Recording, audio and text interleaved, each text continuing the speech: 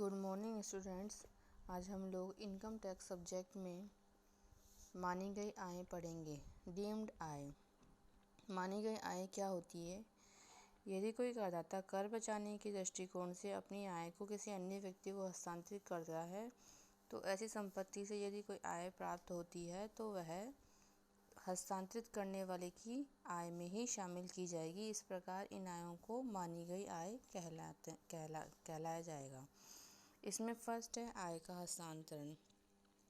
इसके अंतर्गत जो हमारी मानी गई आय हैं वह कंपनी अधिनियम की धारा 60 से लेकर 65 तक में उनका वर्णन किया गया है। तो फर्स्ट है आय का हस्तांतरण। उसमें है धारा 60 के अंतर्गत यदि बताया गया है कि यदि कोई व्यक्ति अपनी संपत्ति का हस्तांतरण कर देता है और संपत्ति की आय का हस्तांतरण करता है और संपत्ति का हस्तांतरण नहीं करता है तो इस दशा में जो संपत्ति से जो आय हो रही है वह हस्तांतरणकर्ता की आय में ही शामिल की जाएगी।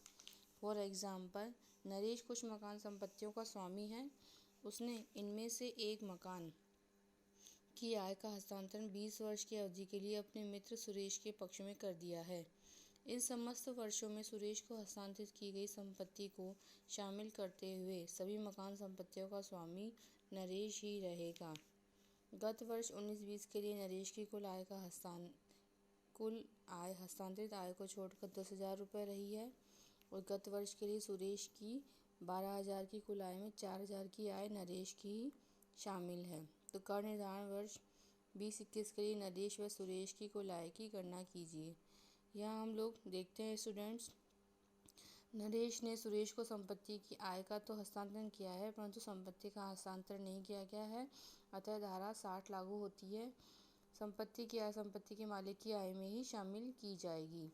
मकान की 4,000 की आय नरेश की आय में ही शामिल की जाएगी। इस प्रकार नरेश की कुल आय जो 10,000 है उसमें 4,000 रुपये और जोड़ दी जाएंगे तो 14,000 रुपये हो जाएगी और सुरेश की जो आय 12,000 है उसमें से 4,000 रुपये लेस करके 8,000 रुपये सुरेश की आय कहलाएगी।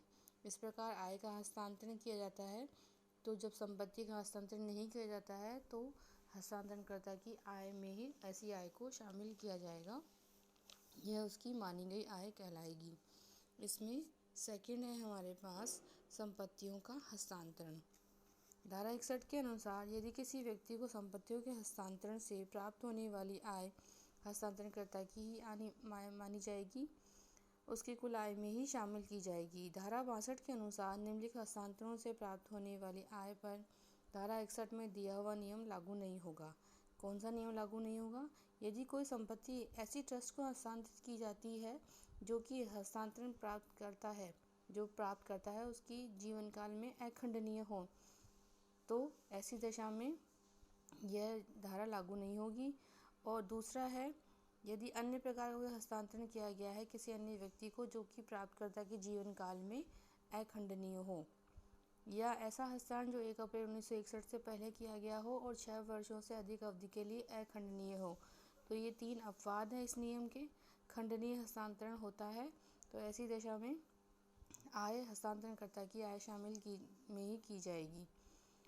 धारा 60, 61, 62 के लिए कोई हस्तांतरण खंडनीय हस्तांतरण माना जाएगा यदि हस्तांतरण में कोई ऐसी व्यवस्था है जिसके कारण हस्तांतरणकर्ता संपत्ति की संपूर्ण आय अथवा आय के किसी भाग को प्रत्यक्ष रूप से अथवा अप्रत्यक्ष रूप से पुनः हस्तांतरित कर सकता है, या हस्तांतरण में कोई ऐसी व्यवस्था है जिसके कारण हस्तांतरणकर्ता संपत्ति की आय अथवा उसकी आय के किसी भाग पर प्रत्यक्ष रूप से अथवा अप्रत्यक्ष रूप से अधिकार प्राप्त कर सकता है।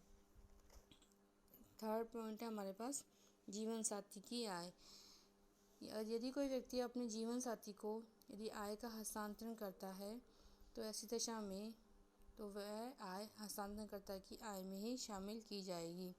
करदाता के जीवन साथी को यदि कोई वेतन, कमीशन, फीस, अन्य किसी प्रकार का पारिश्रमिक जो किसी ऐसी संस्था से प्राप्त किया गया हो जिसमें कि करदाता का सारवान हित हो, पर्याप्त हित हो।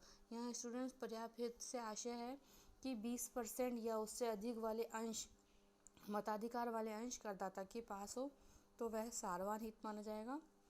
और जब करदाता का सारवान हित है तो ऐसी दशा में जीवन साथी की उस कंपनी से यदि कोई वेतन, कमीशन के रूप में आय प्राप्त होती है तो वह आय करदाता की आय में ही शामिल की जाएगी। किंतु यदि जीवन साथी अपने टेक्निकल या पेशे संबंधी योग्यता रखता है और उस दशा में यदि वह आय प्राप्त करता है तो वह उस प्राप्तकर्ता की आय में ही शामिल की जाएगी। यदि किसी संस्था में दोनों जीवन साथियों का समान सारवान हित है तो ऐसी दशा में एक जीवन साथी की आय में ही दूसरे की आय भी शामिल की जाएगी। इसके बाद हम लोग देखते हैं स्टूडेंट्स, पुत्र वधू की आय। 1 जून 1973 को या उसके बाद यदि बिना प्राप्त प्रतिफल के पुत्र वधू को यदि कोई संपत्ति हस्तांतरित की गई है तो वह हस्तांतरणकर्ता की आय में ही शामिल की जाएगी।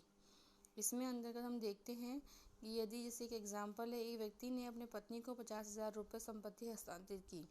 पत्नी ने व्यवसाय में कुल 1,25,000 रुपये विनियोजित किए और 40,000 रुपये की आय प्राप्त की। तो ऐसी दशा में उस व्यक्ति की आय में 40,000 इंटू 2/5 = 16,000 रुपये ही सम्मिलित किए जाएंगे, क्योंकि उसने 50,000 रुपये ही संपत्ति हस्तांतरित की थी। बाकी जो टोटल उसने 1,25,000 रुपये व्यवसाय में लगाए हैं तो उसमें से 75,000 रुपये उसकी पत्नी के हैं और 50,000 रुपये हस्बैंड के हैं। तो ऐसी दशा में उसका 2/5 भाग 16,000 रुपये ही पति की आय में शामिल किए जाएंगे। 5th पॉइंट हम लोग देखते हैं स्टूडेंट्स, व्यक्तियों अथवा व्यक्तियों के समुदाय को हस्तांतरित संपत्ति की आय। यदि एक व्यक्ति अपनी कुल आय में उसके द्वारा बिना उचित प्रतिफल के लिए व्यक्तियों अथवा व्यक्तियों के समुदाय को संपत्ति हस्तांतरित करता है तो उस सीमा तक उसकी आय में शामिल की जाएगी जिस सीमा तक उसके जीवन साथी या पुत्र वधू के तत्काल अथवा भावी हित के लिए हो। इसके बाद हम लोग देखते हैं अवयस्क बच्चे की आय। यदि अवयस्क बच्चे की आय है तो ये विकलांग बच्चे को छोड़कर विकलांग की आय शामिल नहीं की जाएगी माता पिता की आय में, और यदि अवयस्क बच्चे की आय है तो माता पिता की आय में शामिल की जाएगी। यदि माता पिता का विवाह अस्तित्व में है तो जिसकी आय अधिक होगी उसमें उसकी कुल आय में अवयस्क बच्चे की आय शामिल की जाएगी। और यदि विवाह विच्छेद हो चुका है तो गत वर्ष में जिस अभिभावक ने उसका लालन पालन किया है उसकी आय में उसको बच्चे की आय शामिल की जाएगी।